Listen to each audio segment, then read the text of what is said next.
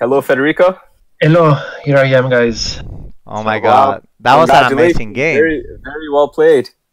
Yeah, it was fun actually. It was fun. I tried something different from usual. Usually I play, more conservative. Right. Some passage I risked a lot, and well, it was I was lucky. Not too much ops, but We think we were. I was definitely seeing it. Like you were getting a lot of ones. Couple of turns on the early war were really uphill for you, but you were somehow you got rid of scoring cards that they were not good for you. You were always able to just get this. I think it was in Middle East. You were getting dominated, and somehow you found out a way to get it for free. So you got one of those. Maybe two scoring that were not good for you. You got rid of them, and that kept you up in the score. Yeah, for most of the game. I was helped because scoring came at the right timing, so it was easier to get rid of them. But it was fun, actually. It was fun. It was terrific. Like I thought it was done. Like honestly, you were getting dominated in 3-4 different regions at the end of the game. And but at this time, I mean, when the only way I could have won this was through DEFCON maybe. I just say war games because CIA was gone. South America was pretty fucked up. Central America as well. It was, I mean, on the map it was not good at all, and I never, maybe just one turn, I never got the chance to play a decent AR7 or AR6. We noticed that. On that with that, I think the break of Poland was the first one, and then that was it. Yeah, and breaking I was when I broke Poland. I was thinking about maybe I'm wrong. I don't recall now. I was thinking about breaking Poland or Thailand, and then I broke the first time Thailand. And why don't you reload the game and you can go through it? Maybe tell us like you can look exactly what happened and you can comment on it if you don't mind. Yeah. But yeah, we saw that it was a very tough game for you. It was amazing that you came out on top, and I am very proud of my European citizenship now. So thank you for that.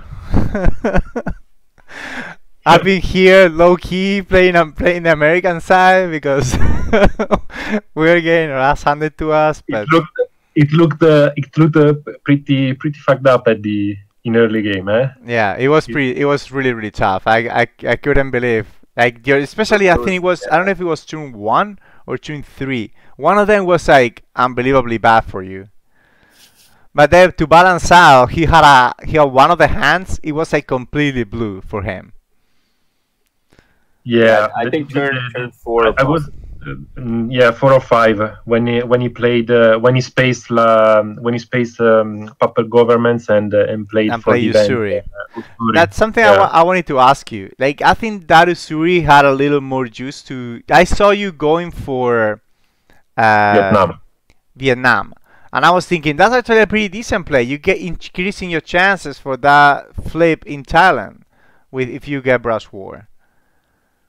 Was that your thinking? That's what you were thinking about it? Exactly. But I didn't want him to repay with just the card. Both.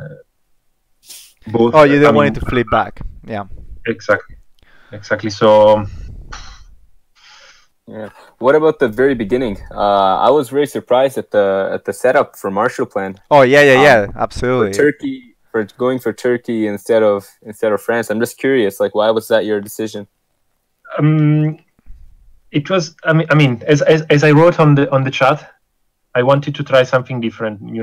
Just to make some experience, and so I tried that because I feared to be knocked out by Middle East. So I wanted to be there on Turkey and just one step ahead, just one Closer step to closer Syria. to Syria. Okay. To Syria, yeah. It was not conventional as opening. Yeah, it was very surprising, but it worked out. I mean, somewhat, because actually we could see Anthony's hand, so we knew that he had Suez crisis. So even if you had play for Suez France. crisis, He would have denied your domination on Suez with Suez. So we knew he had in the hand, and we also knew he had Europe scoring. So and I had in end socialist government. So yes, I didn't hear particularly for Europe. I mean. Yeah, so you knew that the easy coup on Italy couldn't happen because you had socialist government in hand. Exactly. That's so I knew that I had at least four cheats in Italy. So no, I didn't fear the coup in Italy as the first move. Yeah, he would have needed a 6. Yeah. I mean, what about? Did you intentionally? So there was a moment when you had the chance to force the reshuffle, right? By when JFK was played, when Astronaut was played, you could have got rid of Cultural Revolution. Exactly.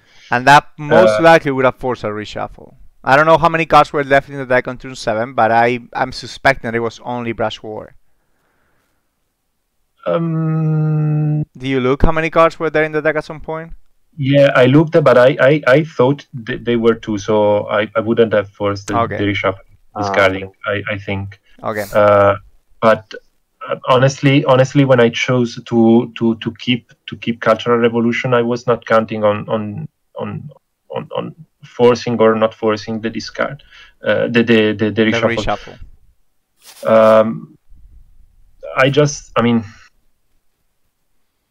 what was I had the China card in hand. Asia was not in a hard position, so I prefer to not take any risk and in discarding and drawing some other card. Yeah, maybe a scoring card you didn't want to play. Yeah, I understand. Yeah. Exactly, and Cultural Revolution was not too bad to hold for the next turn. Actually, the China card gave me the possibility to try to put a stop in his operations in Africa, even though. With that flip on. That's. I thought we were gonna do it in a different way. I thought you were going to Voice of America to get Zaire, and I thought about it. But then I. I was. Yeah. I understand though, because then taking Zaire directly, you get to save Voice of America for another use, right? Exactly. And I was struggling in South America, so I wanted to play it there. Actually, it was the right play because you end up scoring South America for nothing, right? Or for presence. +3. Yeah. It was very fortunate that he drew it. Yeah. +3 over +10.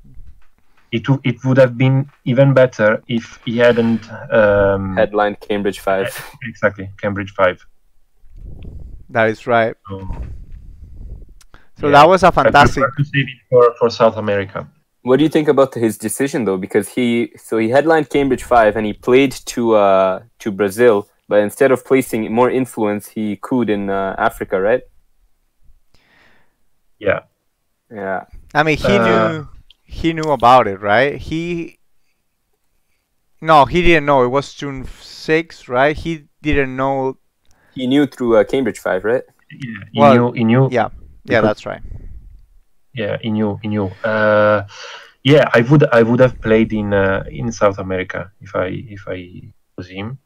Honestly, I was a little surprised. Probably he didn't want to give me access to the coup and easy access to Africa. I don't know, honestly. And then there is another point which I would have played differently. And actually, I wrote it when I chose to swipe Thailand with the China card. Yeah. He knew I had the scoring in hand, Asia, I mean.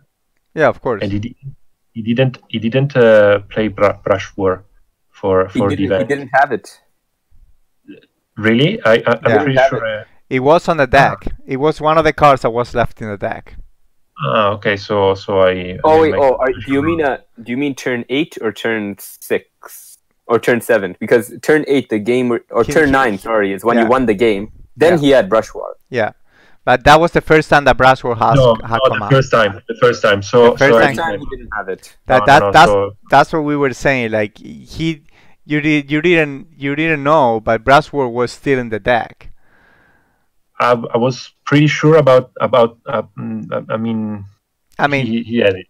Yeah. I mean, it's the most likely, right? There was like 2 cards left in the deck, and there's at that point there was 10 cards that you didn't know, and only 2 of them were in the deck. He didn't overprotect Thailand, so I was pretty sure he had it. I think it was a mistake on his hand, on his part. Or not even a mistake. It could have been a bluff as well, right? That he can bluff you out of taking Thailand by the threat of Brush War. Yeah, but at the time I had a choice: got brushed in Thailand or Venezuela. Yeah. We saw that you texted him that you were taking a risky move. That's what you were referring, right? Exactly. I was 100% sure he had in hand and wasn't bluffing actually. So if he hadn't, it was a really good bluff because it made me think about it. Let me see if we can bring Anthony as well, maybe to make the conversation a little richer. Federico, what do you think about your chances in the tournament? You still have a good chance to win the division, right? Well, I would need.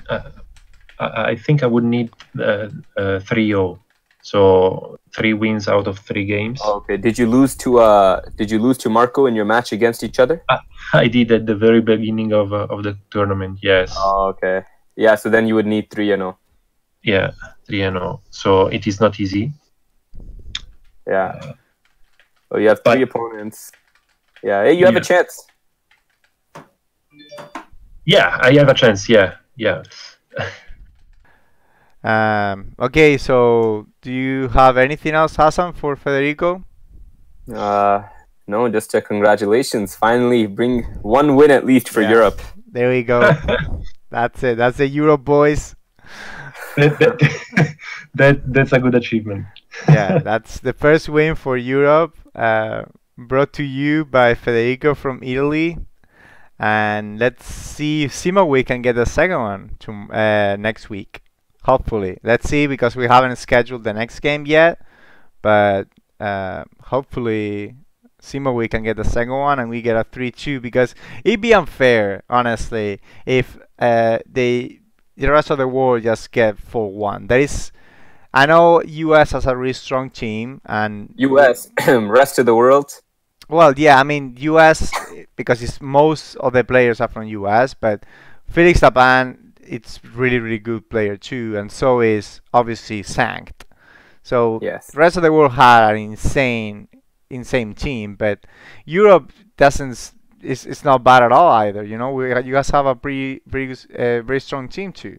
I'm surprised that there are no more Polish people, but you know, it's fine. You know, 2 is okay. Well, Giannis couldn't just select all the Polish players for the team. He would have been players would have been upset. So yeah, I bet it would have been done. It would have been better for Europe. Eh? Yeah. Yes, well, clearly not, because Giannis lost his game. You won your game. So where is it now? Yeah, let's see what Simo does next week and hope for that 3-2. At least I'm hoping for it. Well, he's going to be playing against Michael Stryker, the number 1 overall player in the tournament right now. Yeah, I mean, it's gonna be a terrific game. Michael Stryker has the strongest performance in the tournament right now. In the entire tournament, 92%, 12-1. Is Ziamovit playing USSR or USA? Zemo is playing USSR. Okay. Yes, Simo is playing USSR. Michael Striker will be playing USA. So, I mean, it's kind of fitting, right? Because Poland was part of the USSR and USA is USA. So, Sure, we'll put it that way. we're reliving the Cold War next week on. Oh boy! And it's gonna be a great game. It's gonna be probably along with the first game, probably the highest play deck scoring, right? Because Simo Weir is on the 2000, and Michael Striker, I take it will be a 1900 as well, or 2000 as well. I'm not sure, to be honest. I'm not sure of the ratings. Yep. Okay, so if we don't have anything else, we can let Federico go and we can end the stream here. Thanks everybody for being here. Thanks Federico for joining us for the post-game analysis. Thanks Hassan for getting up early and being here with me. Pleasure as always.